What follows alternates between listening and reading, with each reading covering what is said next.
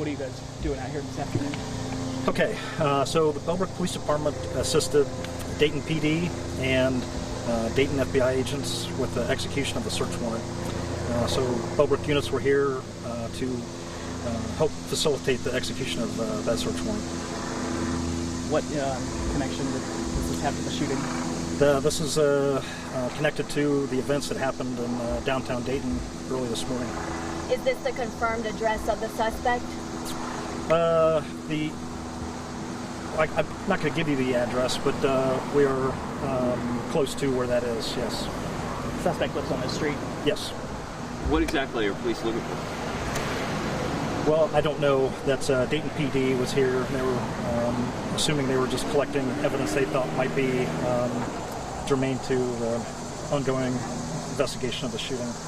Is it the FBI taking the lead on that search warrant, or do you know if it was? I don't know that. Okay. What evidence are you looking for? I don't know.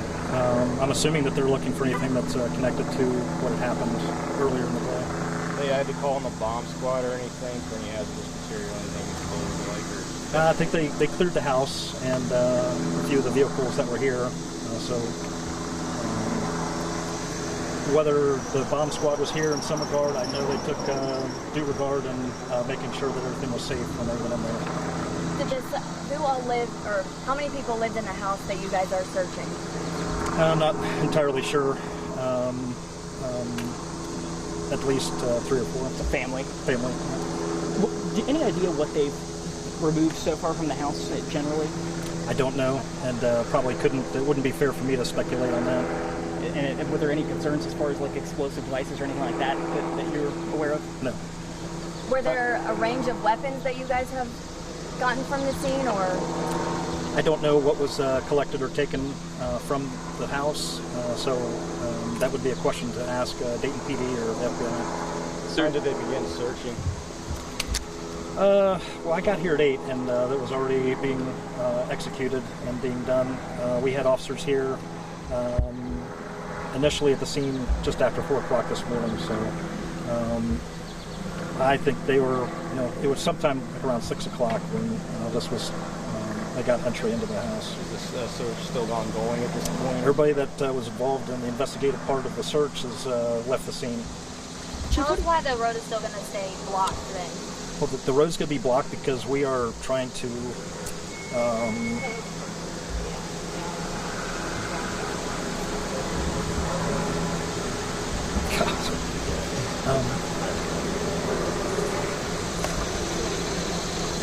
we're just trying to give the family respect. There's a lot of neighbors out and sort of like, I guess, we're out here looking, they're out here looking. It's just difficult because it's a tragedy. So obviously you guys have dealt with search warrants. That's not something new for your department. No. But a search warrant related to a search with a mass shooting, that I'm assuming something your department has not been through.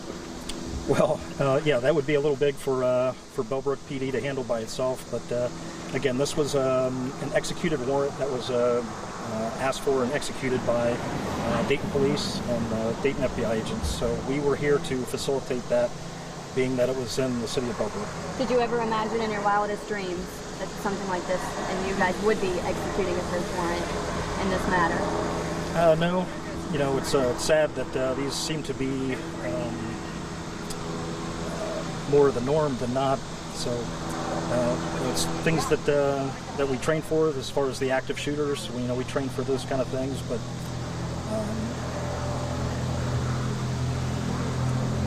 it's just difficult. What would you say to the residents of Bellbrook, the other residents of Bellbrook, not just on the street, but in the entire city? Yeah, everybody, the Bellbrook is a safe place to be. Nothing's changed. We're here. Here at the scene, everything here is safe and secure. Nobody has anything to worry about. If anybody has any questions or concerns, they're welcome to call us, and we'll handle that as an on-call basis. But everything's good. Were there any other federal agents involved in this search other than the FBI? FBI is the only one I know. Chief, what would you say the neighbors on this street have been dealing with this news? I mean, this has got to be disturbing for them. I've talked to the neighbors. I gathered them up and talked to them. So, yeah, it's hard. Besides just talking to them and making sure they're doing okay, I know you mentioned that earlier, are they being They don't. They haven't been interviewed, and we're going to secure the street behind us to give them the respect and the peace that they actually requested, and we would provide that for them. Have you had any past calls or anything with this man that was involved in this? No, Chief, nothing. Chief, do you know the family? I don't know them personally, no. But do you know some of the neighbors here? Is that why this is tough for you personally? I know a few of the neighbors, yes. So it's tough.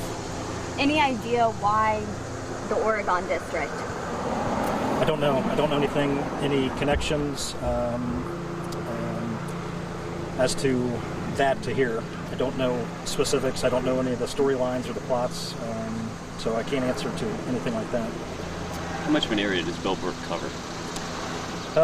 Bellbrook's actually, it's 3 square miles. We have about 7,000 residents, and it's a very small town friendly, so everything that impacts us has a potential for it to be have a strong impact on us, on all of us. So the degrees of separation are probably small. Very small, yep. Everybody knows everybody else, and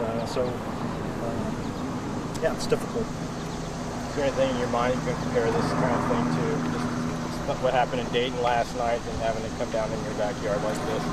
Well, 2 very different scenes. What Dayton PD is dealing with, and this was clearly just an execution of a search warrant. There wasn't, the traumatic impact that they're dealing with there. So it's very different. Chief, what was your first name? I'm sorry, I missed that. Doug. Anything else? Good. So we're going to have this street closed. If you guys are welcome to shoot here, as long as you're off the road, and but out of deference to the family and the neighbors down there. You got Constitution here now. You know how long that may be? Maybe at least for one side and a couple.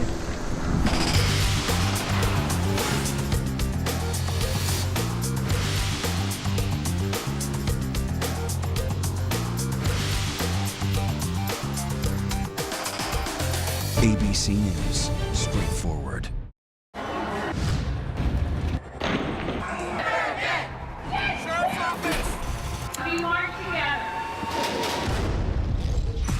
The most powerful stories of our time, anytime. Nightline.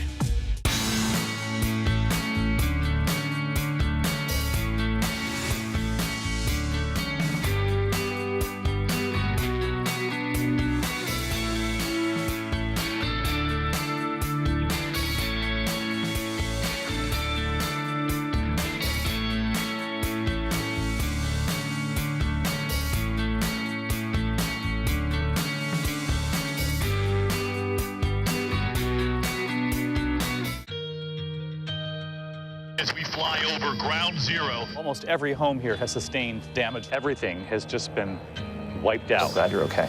Oh, thank you. You could hear the gunfire just around this wall. So this is one of those checks. Around the corner here are the children. What's your name? Back on the job. Back in the job. Help build my country back. How are you? How you doing? Good to see you.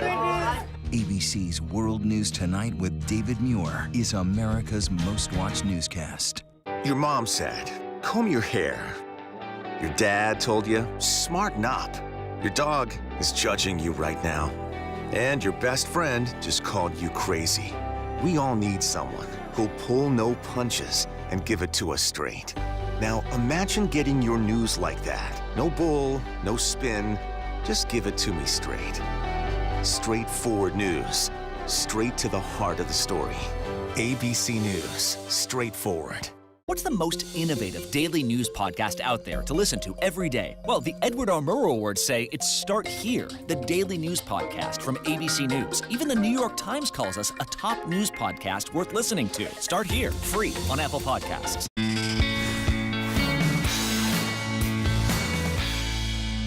Excuse me, yesterday you blamed Trump. You said anti-immigrant rhetoric for the shooting, yeah.